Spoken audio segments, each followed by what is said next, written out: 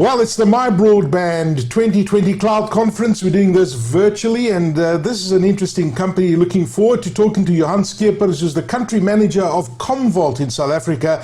A very interesting company who I've done some work with in the past. So, good day to you, Johan. For those people who don't know what Commvault does, if I had to meet you in the street, what exactly does Commvault do? Hello, Aki, and thanks for having me. Really nice to see you again. Commvault provides the intelligent data management platform needed to store, protect, manage, and use your data across the multi-cloud environment. We obviously have got to have a very comprehensive data protection and recovery suite. Also enable you to do some e-discovery and help you with the governance, which is quite important. We all know around Poppy and what's going on there. And I think the key for us is, Aki, that differentiate ourselves from our competitors. We are built on a single platform. And in this world we're living in, which is getting ever more increasingly complex, our data being staggered across these clouds, we greatly simplify your data management challenges. Yeah, you know, and it's so interesting, Johan, when you look at the challenges right now with COVID, I think the Achilles heel of this whole digital move where people are working remotely is the data. I mean, it's proven Correct. to be over and over that the vulnerabilities about data, everybody's thought about working remotely and we can do this, we can do that, but nobody's quite figured out the data yet, which is interesting, and it's great to see the work that Commvault is doing. So where are those key areas that you focus in South Africa with Commvault as a company? You know, Aki, we're spending a lot of time talking to customers out there, and I think one of the key things we are trying to, you know, and actually accomplishing is to help the guys simplify their data management challenges across this world. You know, as you correctly stated, I mean, O365 has grown phenomenally. If we look at just, you know, Zoom, Teams, collaboration, all that type of stuff, the amount of data we're generating now outside the data centers is phenomenal. So where we are focusing on is saying to the people, look, you know, from a data management platform, don't just jump into things. Think about your data and now potentially want to get your data out of the cloud, or how are you going to manage your data? What's your legal requirement for that data? You know, and especially now, is there sensitive data that you've got out there sitting amongst people that shouldn't be there, you know? So we're just trying to guide them to sort of say, look, it's difficult times, we all know this. You're driving towards this, we had to do this. We had no option to get business going. Just helping them going back to those basic steps, you know, of data management and data protection. Mm-hmm. You know, Johan, I remember the one event I did for you guys a few years ago where we were talking about the data centers, and, you know, it was the days that when Microsoft wasn't here yet or AWS weren't here yet. Right. And it's incredible to think how differently things have changed. You know, you talk about data, you talk about Poppy and the sovereignty of the data, which is critical for many organizations. And you have all these, you know, companies digitally transforming, aggressively moving stuff to the cloud. And I mean, just talking to the cloud providers just in the last 4 or 5 months, it's been astonishing how much demand they've had for their services. And are companies ready for the cloud migration process that we talk about? Because when you look at how important data is, and you're saying, hey, you know, just double check and do things properly. Are companies doing this properly? Are they ready for that cloud migration? Aki, I will say yes and no. We've seen some companies that have done some brilliant work. Obviously, that started this digital transformation process before COVID happened. And then obviously COVID and the pandemic hit us, and people were forced to do a lot at high velocity and high speed. So that's where the no part comes in. So yeah, they've stick it out there. So we still find a lot of companies currently that sort of got no idea of how much data they've got. What's the importance of the data? Is it sensitive data? Is it stale data? Is it stuff that I need to keep? Should I keep it?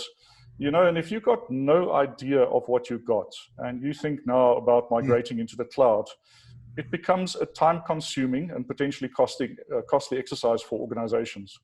So yeah, it's a bit of a yes/no answer, but it's obviously where we are. If you asked me this question beginning of January, I would have said to you, look, there's a lot of companies on track to do this, and a lot of them are taking that you know, that data governance seriously, and they're in lockstep with that. But since the pandemic, yeah, we've seen a lot of people just plowing in to keep their companies afloat. Okay, well, I mean, let's just talk about that for a second, because I think you've raised some interesting points there about the data, about moving to the cloud, and you mentioned the challenges and what data do you choose to move to the cloud, and how do you go about deciding it? When you look at your average organization, what are those challenges that they face moving to the cloud? I think, Aki, we can sort of drill it down into three levels. So I think the first one for me is, lack of flexibility. Right. And what I mean by flexibility is the ease of moving those workloads into the cloud. And that's both ways. That is going into public cloud and coming, from private, and vice versa. So back from public to private, if you've got some reason you want to move it back. So the flexibility is lacking because we've obviously got a lot of tools. We've got a lot of platforms coming on board. As you know, we spoke about O365 in the past. Yeah. We've got companies that's now using HR systems like Workday. We've got our CRM stuff that's in Salesforce. We've got database as a service that's very popular as well in the cloud providers. And it's just basically the flexibility. How do you get your data into there? So that's the first area that we typically see a bit of a challenge, let's put it that way. The second one is scalability. Now, to lift and shift a data center, sure, and you've got multiple petabytes, that's not something that happens overnight. So if you can't actually move the data at scale, or you can't actually integrate into some of these features that the public hyperscalers present to us, like the Azure Data Box, the AWS Snowball, I think Google's transfer appliance.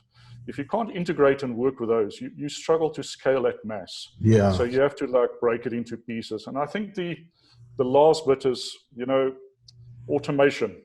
And I think, the lack of automation makes cloud migrations a lengthy process. So if you do it manually, step by step, we are all human. We are under a lot of pressures. We are prone to making errors and mistakes. So the lack of automation obviously plays a big role, slowing that process down. But if you can cover those three, and you've got a plan around those three, you can potentially migrate faster, than not addressing those three items. But I mean, you mentioned those challenges, and they're very valid ones. I didn't think about some of those things you just mentioned, because the scale is just like enormous. You don't think how massive it is to move all that data up into the cloud. But once you've got the stuff there, the benefits are amazing, right? It's not even a question whether or not you need to go to the cloud. That's where it's happening. That's where you're going to unlock value. That's where you're going to make your organization more agile, right? But what is the benefits and the value that the cloud brings to businesses? I think there's once again, there's a couple of areas there as well. If we look at a Tech Validate survey that was done, Aki, I think to your point, the biggest driver, and that was 41% of the guys they surveyed, was for the agility that cloud gives them. And I think that's really massive. As you say, you run a company and you need resources, boom, it's there. You don't have to wait, The same survey came up that 38% of the survey respondents actually sort of said it was digital transformation. And we've seen that in South Africa as well. When you talk to CIOs, I talk to CIOs, one of their key areas that, the number one is journey to the cloud, digital transformation, cloud first strategy. And then I think, the surprising bit is a lot of people always say, look, it's a cost saving thing. Of those respondents, only 21% of them were sort of saying it's a cost thing for them. So the agility, definitely most important for customers and part of their digital transformation strategy. I think that's the two key areas that we can see why it's so beneficial moving into the cloud. So you're getting a lot of organizations that are, really embracing this cloud migration, and many organizations have actually accelerated the efforts. So, stuff that they had Absolutely to plan, 6 months from now, and in 2021, 2022, they've said, hey, let's fast track all of this stuff. But what are the most important things to get right when you start doing this cloud migration? Okay, to your point on the the incredible migration speed, I think you've also noted in some of your discussions that even Microsoft as an organization has said they basically pushed 2 years worth of digital transformation into 2 months. So it's phenomenal to see even big organizations like that going through the process. But if I would sort of highlight a couple of areas from a data management point of view, it's obviously planning. You know, the where, the why, and the how. So where am I moving to it? Can I move my data that, you know, data sovereignty is the issues there. Why am I moving that there? Am I moving it there to basically, you know, tombstone it, which basically means it's stale data. I'm just going to stick it in the cloud as an archive and not access it again. And then obviously, how do I get there? How do I migrate it? You know, am I going to use some of these fancy technologies to move at scale? Then I would always recommend do a bit of a spring clean. When I say spring clean your data a bit. You don't want to move all the stale stuff into the cloud. So you might have had employees that left the organization, you know, a couple of years ago. Do you really need to keep their data? No, you don't. Possibly you do, obviously, if there's some legislation associated to that. You know, look at orphan data, stale data, and do a bit of a spring clean. That will reduce the footprint to move if you sort of clean your data out. As I said before, automate as much as possible. You know, it just eliminates that human error. To the degree, if you've done it once manually and it worked, automate the process to help you forward. And then I think two important points for me: have an exit strategy. If you don't like what you're getting, make sure you've got an exit strategy to get out or go to another cloud vendor, as well as test those DR policies and plans.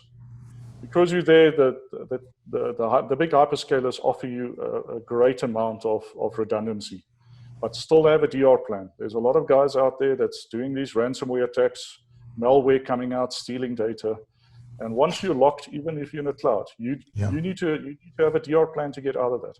Yeah. So that will be my important things that I would highlight to customers that's going on this journey of cloud migration. We're talking to Johan Scheepers, one of the captains of industry when it comes to talking technology and migration and the cloud. He's the country manager of Commvault in South Africa. Now, Johan, when you look at this rapid transformation that's happened in the last few months, I know difficult to make kind of predictions on where it's going to go, but are we going to still see this kind of pace migrating to the cloud, especially in South Africa? Are we going to see this kind of growth continue for an indefinite period? Okay, I believe so, but I think there's a bit of a twist to the tail. I think we will still see massive growth into the cloud. A lot of people are obviously de-investing in their own data centers. We've seen some of the major banks doing that, for argument's sake. We've seen a lot of customers do co-location and then also considering the cloud migration. But I think the however bit is there. I think companies will get to the point where they will reevaluate their cloud cost. I think that we'll get to a point where they say, okay, we've now done this. How can we optimize it? Let's look at our cloud costs. What do we leave there? What don't we leave there? So I believe we will most probably head to that in the next couple of months, where companies will do that.